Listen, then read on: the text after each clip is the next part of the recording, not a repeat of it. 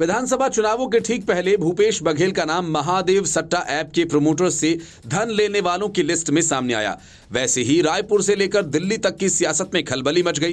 कांग्रेस का वही रटा रटाया बयान सामने आया। बीजेपी चुनाव जीतने के लिए ईडी का इस्तेमाल कर रही है, ईडी को हथियार बना रही है। लेकिन हकीकत यह है कि जिस डिलीवरी मैन को रुपए भूपेश बघेल तक पहुंचाने थे वो करीब 6 करोड़ कैश के साथ पकड़ा गया और उसने सब कुछ उगल दिया। ईडी ने छत्तीसगढ़ के मुख्यमंत्री भूपेश बघेल को महादेव सट्टेबाजी ऐप के प्रोमोटर्स द्वारा अब तक 508 करोड़ रुपए के भुगतान किए जाने के आरोप ऐसे ही नहीं लगाए। ईडी ने छत्तीसगढ़ में पैसे का लेन देन करने वाले असीम दास के पास 5 करोड़ 39 लाख रुपए बरामद करने के बाद उसे गिरफ्तार किया है। ईडी ने कहा कि उसे खुफिया जानकारी मिली थी कि 7 और 17 नवंबर को होने वाले विधानसभा चुनावों के मद्देनजर महादेव ऐप के प्रमोटर्स द्वारा छत्तीसगढ़ में बड़ी मात्रा में नकदी ले जाई जा रही है। ईडी ने होटल ट्राइटन और एक अन्य स्थान पर तलाशी ली।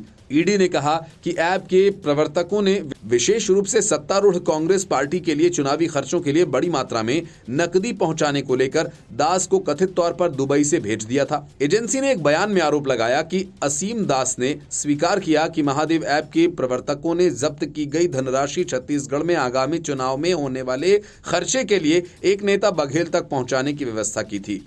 एजेंसी ने कहा कि असीम दास से पूछताछ, उसके पास से बरामद फोन की फोरेंसिक जांच और शुभम सोनी द्वारा भेजे गए ईमेल की पड़ताल से कई चौंकाने वाले आरोप सामने आए हैं। पता चला है कि महादेव ऐप के प्रमोटर छत्तीसगढ़ के मुख्यमंत्री भूपेश बघेल को अतीत में नियमित तौर पर भुगतान करते रहे हैं और अब तक लगभग 508 करोड़ रुपए का भुगतान किया जा चुका है। जांच के दौरान असीम दास के फोन से खुलासा हुआ कि वह महादेव ऐप मामले में मोस्ट वांटेड शुभम सोनी के संपर्क में था। असीम दास के फोन से दोनों के बीच वॉइस नोट के जरिए बातचीत के सबूत भी मिले हैं, जिसमें भूपेश बघेल को पैसा देने की बात कही गई। पुलिस कांस्टेबल भीम यादव के दुबई जाने का खर्च महादेव ऐप का हवाला कारोबार संभालने वाली कंपनी रैपिड ट्रेवल्स ने उठाया था।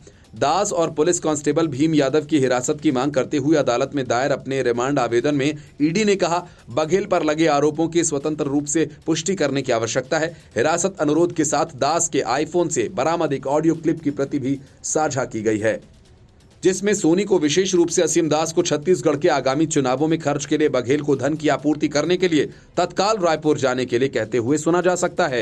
एजेंसी ने पहले कहा था, ऐप से अर्जित कथित अवैध धन राज्य में नेताओं और नौकरशाहों को रिश्वत के रूप में दिया गया था। ईडी के वकील सौरभ पांडे ने कहा कि महादेव ऐप से जुड़ी जांच में अब तक 4 लोगों को गिरफ्तार किया गया है। उन्होंने कहा, जांच के दौरान हमें और भी नई बातें पता चली। उन्होंने कहा कि भीम सिंह यादव और असीम दास के बारे में जांच से पता चला ये कहीं न कहीं महादेव ऐप से जुड़े हुए थे।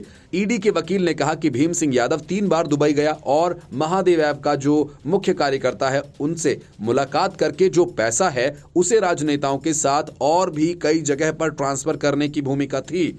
अभी जांच चल रही है। उन्होंने बताया कि महादेव ऐप से जो पैसा आया उसमें जांच चल रही है। उन्होंने बताया महादेव ऐप से जो पैसा आया वो राजनीतिक पार्टियों और राजनीति के लोगों में ट्रांसफर किया गया। Bureau report, news of India.